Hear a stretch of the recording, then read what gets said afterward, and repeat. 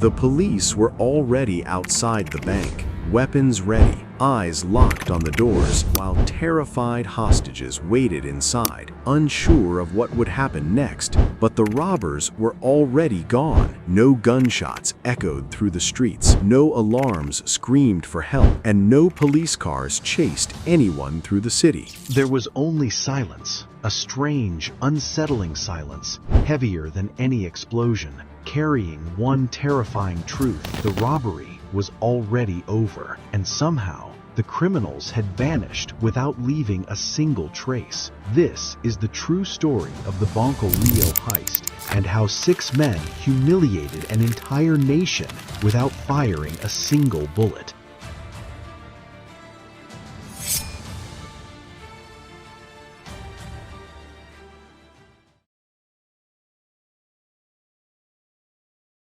January 13th, 2006 would later be remembered as a day that changed how people saw crime, not because of violence or chaos, but because of clever planning, patience, and boldness. On this day, El Robo del Siglo, the robbery of the century, happened quietly in broad daylight, right in front of the authorities. What started as a normal morning soon became a story that shocked the whole nation and left investigators confused. This was not a robbery full of violence. No shots were fired, no one was hurt, and yet the result was huge. 6 men carried out a plan so exact and daring that it made the system itself look weak. Banks, police, and security were all outsmarted without a single bullet being fired. This is the real story of the Banco Rio heist, a crime done so perfectly that it didn't just take money, it took the country's sense of safety and left everyone asking one question: how did they do it?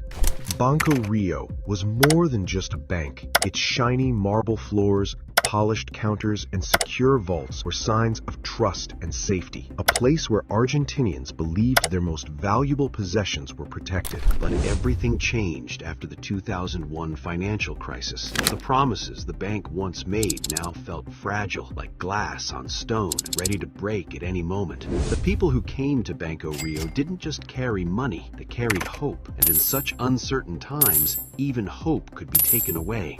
Fernando Araujo, the mastermind behind the heist, knew better than anyone how fragile trust could be. He was not a typical criminal, a martial arts teacher, an artist, and a thinker. He chose his team very carefully. Every member had a reason for being there. Every skill had a specific job, and every personality was tested to fit the plan. Together, they were more than a gang. They were a smart, calculated group, ready to turn a normal bank into the scene of the most daring robbery Argentina had ever seen. Luis Mario, known as the man in the gray suit, was experienced and precise. Sebastian Garcia was the engineer, the tunnel expert, the man who would carve a hidden path beneath the bank. Ruben Alberto, nicknamed Beto, was the inside operative, calm under pressure and quick to act. And Julian was another crucial operative, present inside the bank during the heist itself.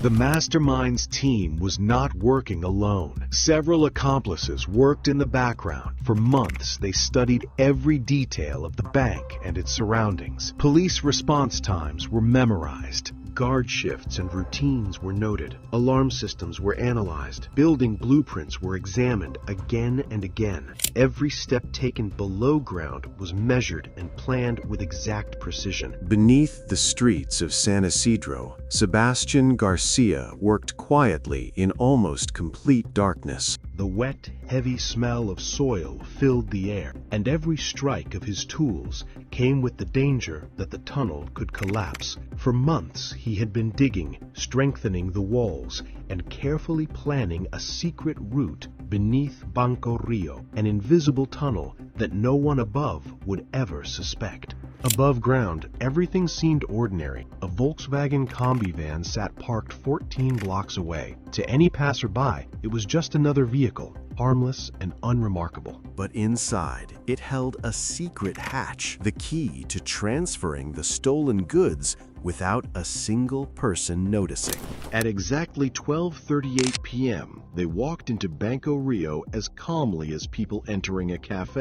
Suits, aprons, and normal everyday clothes hid what they were really there to do. There were no masks, no shouting, and no chaos. Everything looked completely normal. Fake guns were held casually, almost carelessly, but the act was convincing enough. The lobby froze in seconds. And in that single moment, 23 people became hostages. Outside, the city erupted in reaction. Police quickly surrounded the bank. Snipers climbed onto rooftops, watching every angle carefully. News tickers ran across television screens. Bank robbery in San Isidro, hostages taken. The chaos on the streets above was exactly what the robbers had intended. While everyone was focused on the commotion, the real work, the carefully planned heist, was already happening, hidden right under their eyes. Inside the bank, the lead negotiator for the robbers, Walter, spoke to the police with a strange calm.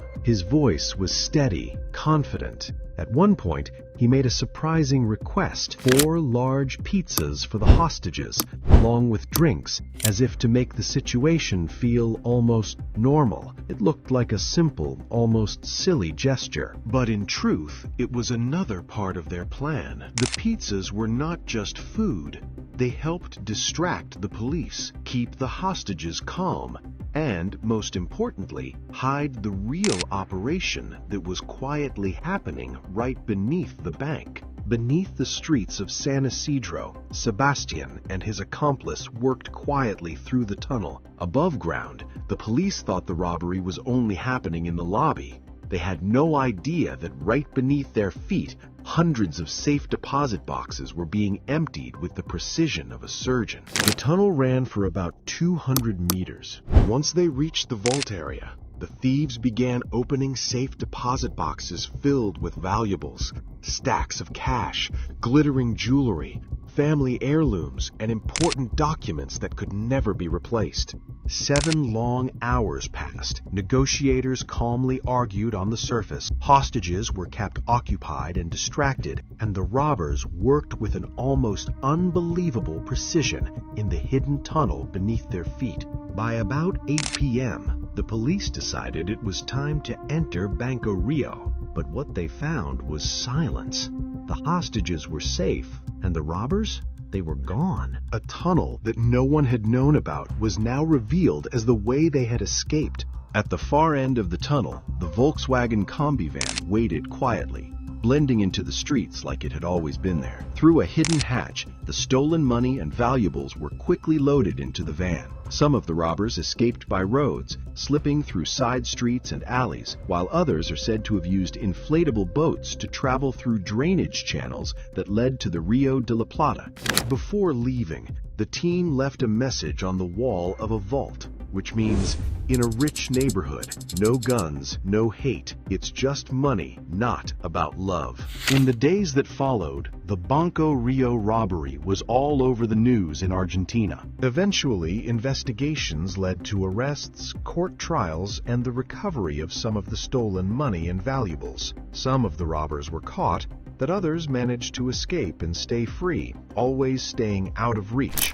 The Banco Rio robbery is studied all over the world, not just as a crime, but as a lesson in careful planning, clever thinking, and boldness. And maybe that is why this robbery is still remembered, studied, and retold, leaving behind a legend of cleverness, precision, and boldness that will never be forgotten.